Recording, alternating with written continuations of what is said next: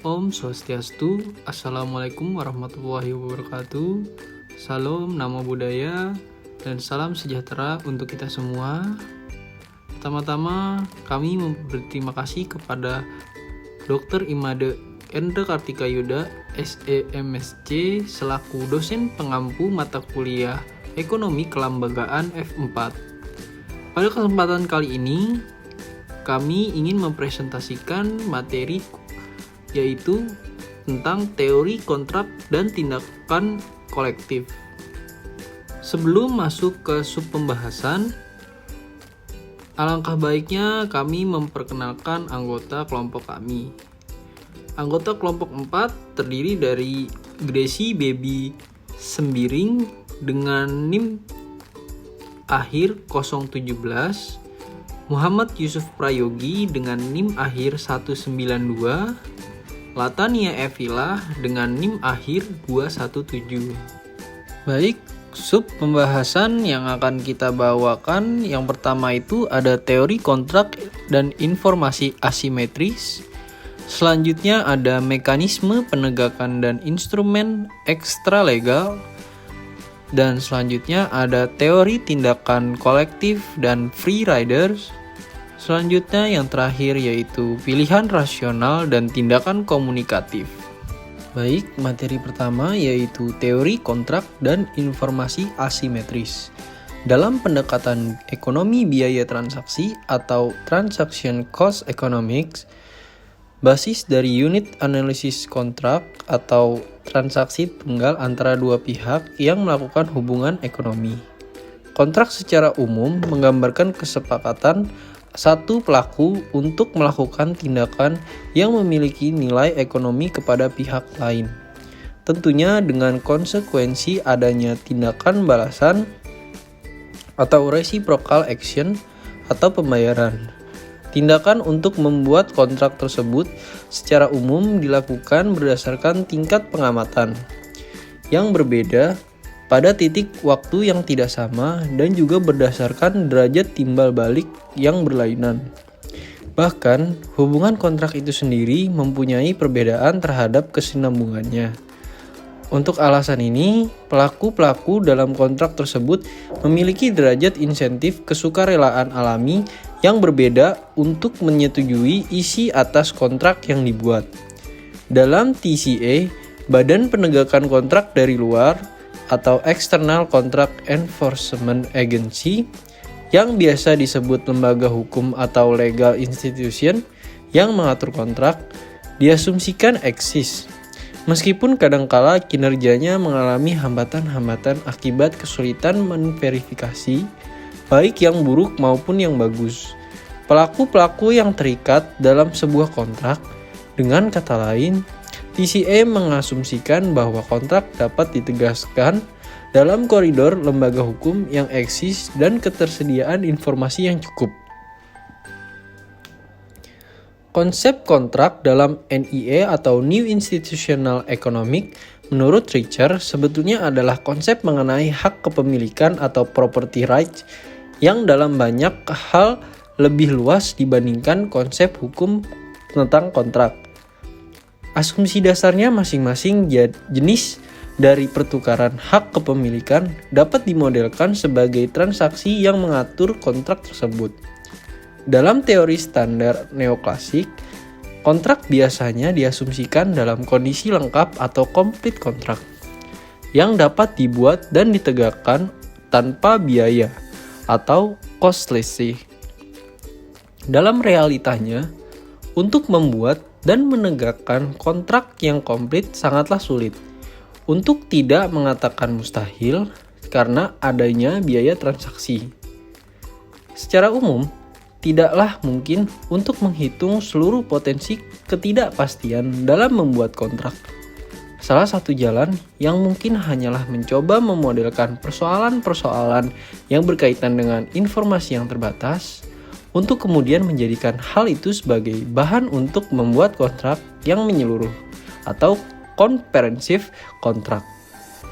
Mungkin saja suatu kontrak dibuat dengan syarat hanya mencakup hal-hal yang bisa diamati oleh masing-masing pelaku, Sehingga jika terjadi sesuatu, misalnya penyimpangan atau penipuan, bisa diselesaikan oleh pihak ketiga seperti pengadilan. Munculnya faktor ketidakpastian ini sebetulnya dapat ditelusuri dari realitas adanya informasi asimetris atau asymmetric information. Dalam kegiatan ekonomi, secara teknis, informasi asimetris tidak lain merupakan kondisi di mana ketidaksetaraan informasi atau pengetahuan yang dialami oleh pelaku-pelaku untuk melakukan transaksi pasar. Sebagai contoh, pembeli dan penjual memiliki informasi yang tidak sama tentang harga, kualitas, atau aspek lainnya tentang barang dan jasa yang hendak diperjualbelikan.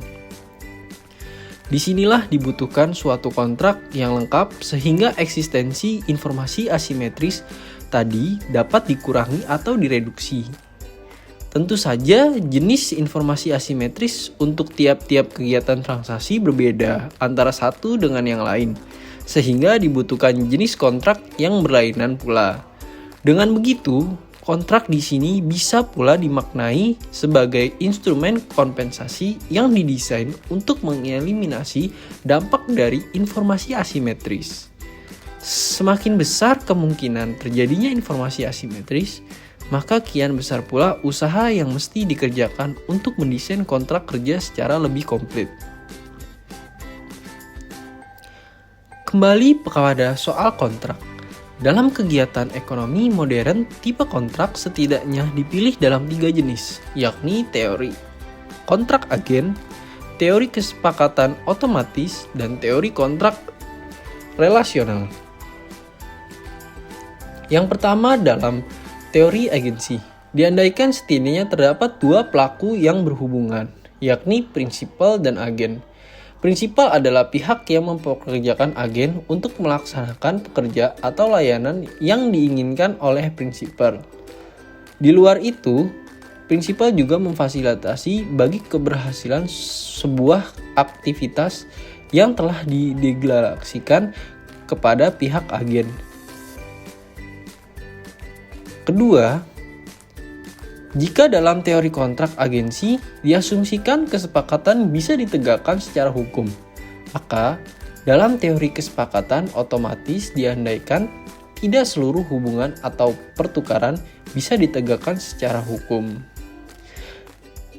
Selanjutnya ketiga, yaitu kontrak relasional dapat dipahami sebagai kontrak yang tidak bisa menghitung seluruh ketidakpastian di masa depan, tetapi hanya berdasarkan kesepakatan di masa silam saat ini dan ekspektasi terhadap hubungan di masa depan di antara pelaku-pelaku yang terlibat dalam kontrak.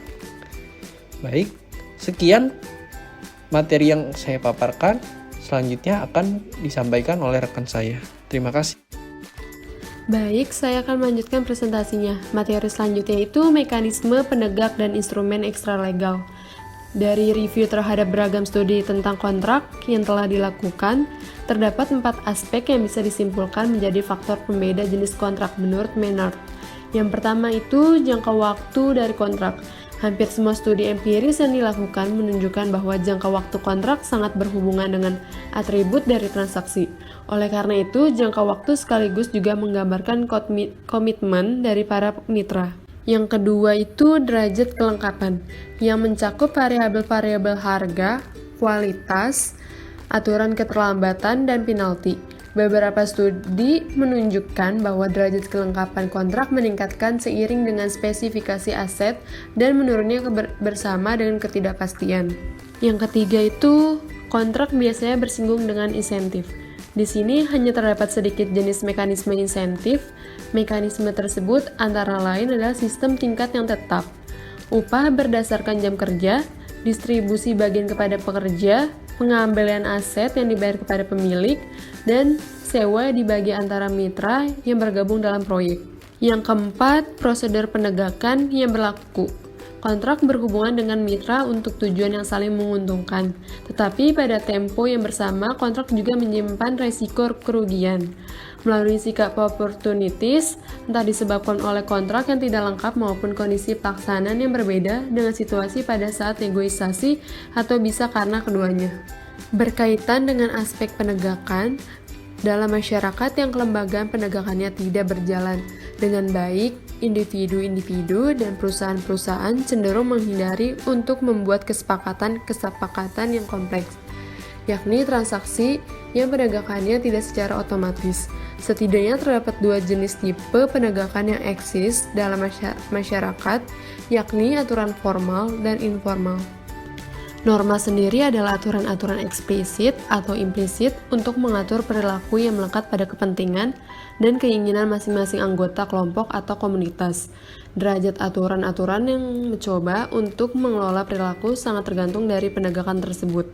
Kontrak menghubungkan antara satu pelaku dengan mitra lainnya karena adanya asas saling menguntungkan.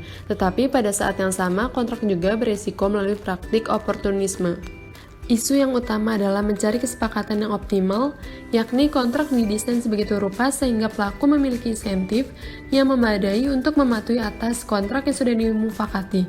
Seperti yang telah Menard kemukakan, hal ini membawa kepada pengertian batas penataan pabrik. Penataan pabrik juga mengimplementasikan seperangkat mekanisme secara eksplisit didesain untuk menegakkan kontrak dan menopang transaksi. Dengan kata lain, beberapa jaminan atau privat untuk menghadapi perilaku penyimpangan diperlukan untuk membantu suatu hubungan yang taat asas.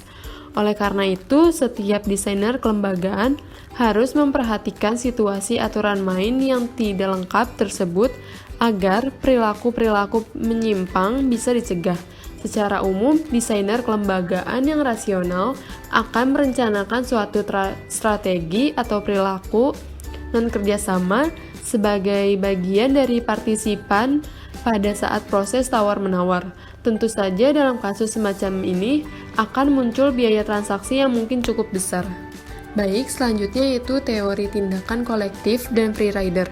Teori tindakan kolektif pertama kali diformulasikan oleh Olson, khususnya saat mengupas masalah kelompok-kelompok kepentingan. Teori ini sangat berguna untuk mengatasi masalah penunggang bebas dan mendesain jalan keluar bersama bagi pengelola sumber daya bersama atau penyediaan barang-barang pabrik. Menurut Olson, determinan penting bagi keberhasilan suatu tindakan bersama adalah ukuran, homogenitas, dan tujuan kelompok. Teori ini sudah mapan dimanfaatkan untuk menyelesaikan persoalan yang bersinggung dengan manajemen sumber daya yang bersama, seperti air, perikanan, tanah, hutan, dan lain-lain. Di sini, tindakan kolektif antar pekerja memiliki makna yang lebih besar ketimbang membayar pajak, karena mereka merupakan komunitas dinamis yang terus mendesakkan kepentingannya agar suatu regulasi bisa berubah sesuai dengan tuntutannya. Hal ini yang sama juga terjadi pada organisasi petani, kartel, partai politik, dan lain sebagainya.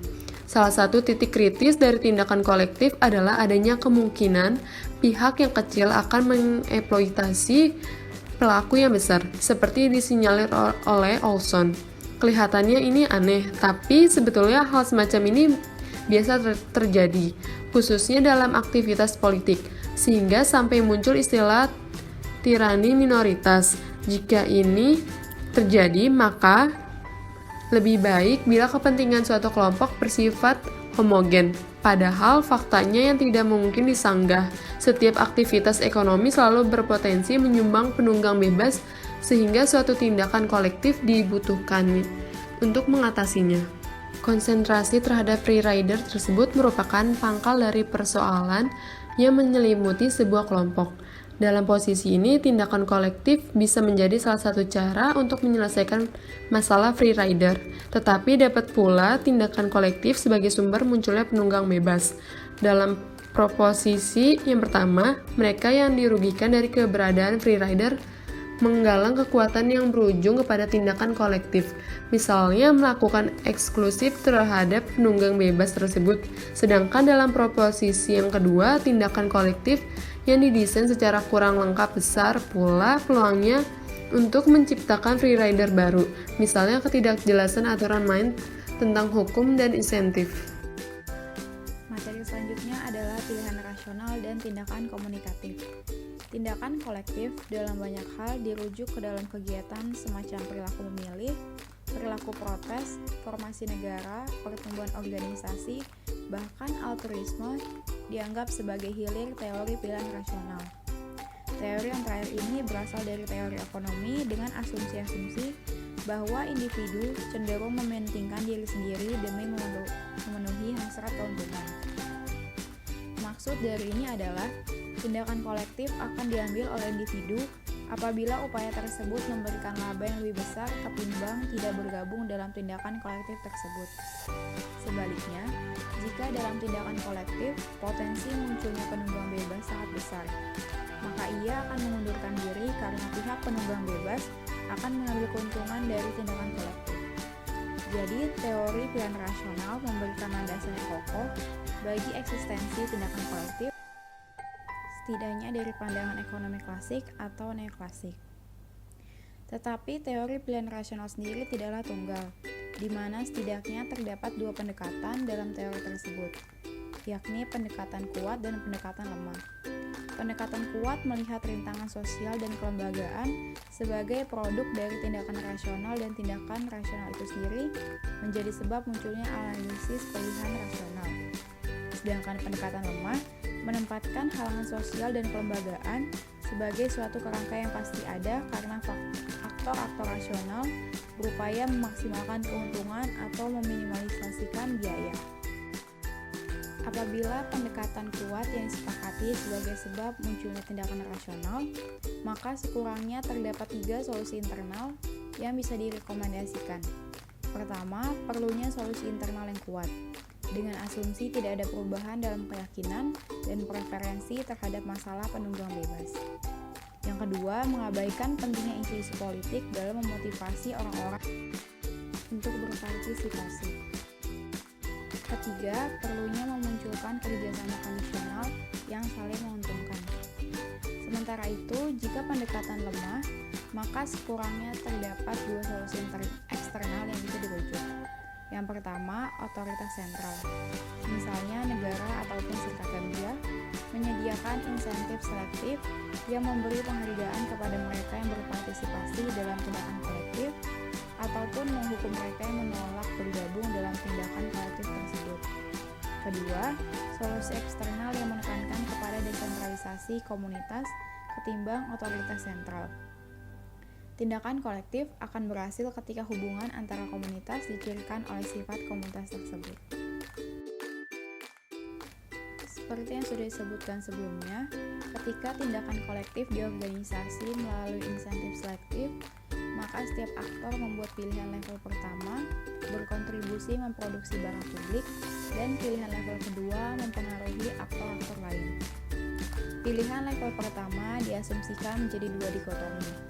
Aktor-aktor memilih berkontribusi terhadap produksi barang publik, atau mereka memilih menjadi penunggang bebas. Sedangkan pada level kedua diasumsikan ke dalam 3 kelompok. Yang pertama, aktor mengusahakan tidak mengawasi pihak lain. Yang kedua, mengupayakan pengawasan lunak untuk meningkatkan kontribusi produksi barang-barang publik.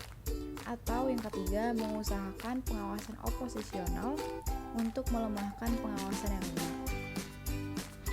Dari konfigurasi 2 level pilihan tersebut, setidaknya terbentang 6 strategi yang dapat dipilih oleh masing-masing aktor untuk menyelenggarakan tindakan kolektif, yakni kerjasama penuh, kerjasama hipokritikal, kerjasama privat, kegagalan penuh, oposisi lunak, dan oposisi penuh. Secara lebih detail, ke-6 strategi tersebut bisa dijabarkan seperti yang telah terlihat pada slide. Konfigurasi tindakan kolektif juga dapat dilihat dari kacamata komunikasi, setidaknya dengan merujuk teori tindakan komunikasi yang diformulasikan oleh Habermas. Di dalam teori tindakan komunikasi tersebut, Habermas mengidentifikasi 2 kawasan dalam masyarakat yang terpisah tetapi saling tergantung atau interdependen, yaitu sistem dan dunia nyata. Sistem adalah kawasan produksi dan reproduksi material yang seluruh tindakan ditunjukkan untuk menggapai keberhasilan, baik tindakan strategis maupun instrumental, seperti yang dapat dilihat pada tabel.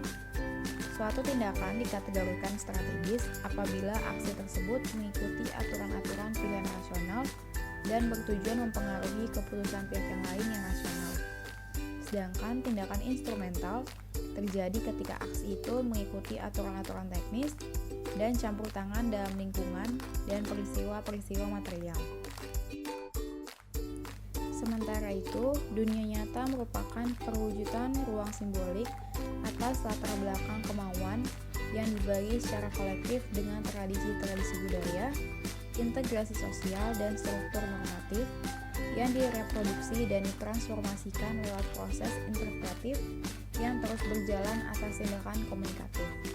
Di sini, tindakan komunikatif ditekankan kepada interaksi di antara dua pihak atau lebih untuk mencari kesepahaman mengenai situasi bersama.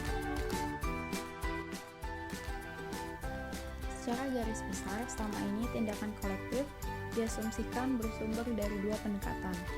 Pertama, keuntungan dari bekerja dalam suatu kelompok akan menggiring ke dalam situasi yang tidak terhindarkan untuk menciptakan kelompok-kelompok. Kedua, perilaku maksimalisasi individu dalam jangka pendek akan menuntun individu melakukan kerjasama atau tindakan kolektif. Tetapi menurut Lyon, kedua asumsi tersebut gagal menjelaskan eksistensi atau kemunduran tindakan kolektif. Menurutnya, berdasarkan studi yang dilakukan pada suatu komunitas petani kecil di Ghana, faktor-faktor yang berkontribusi terhadap keberlanjutan kelompok tindakan kolektif adalah sistem insentif yang bagus, pengurangan risiko penipuan, manajemen yang sederhana dan lentur atau fleksibel, adanya kepercayaan, kepemimpinan, serta penegakan dan kemampuan untuk menghukum. Faktor-faktor ini yang akan menentukan keberhasilan atau kegagalan dari tindakan kolektif. Tindakan kolektif telah menjadi bagian penting dari upaya sekumpulan individu untuk mengatasi masalah ekonomi, khususnya munculnya penunggang bebas dan posisi daya tawar yang rendah. Contoh kasus di pertanian misalnya, kerjasama di antara petani untuk negosiasi harga dengan pedagang akan meningkatkan posisi tawar petani dalam mengontrol penentuan harga. Di luar itu, kerjasama juga akan mengurangi ongkos waktu dan pemasaran. Dengan begitu, kelompok petani tersebut berpotensi mengatasi kemiskinan melalui peningkatan pendapatan dan aliran uang ke perekonomian perdesaan, membuka jaringan dan kesempatan di luar komunitas, peningkatan kesempatan kerja di desa, dan mengurangi migrasi ke wilayah perkotaan. Tetapi upaya semacam ini tidak berarti berjalan tanpa rintangan karena dalam beberapa kasus terjadi praktek di mana wakil atau representasi dari kelompok tersebut bermain dengan pedagang dengan jalan menjual harga komoditas lebih rendah dan dia memperoleh komisi atau uang suap dari pedagang. Oleh karena itu, aspek kepercayaan dan kepemimpinan sangat penting dalam menjaga kesinambungan suatu tindakan kolektif.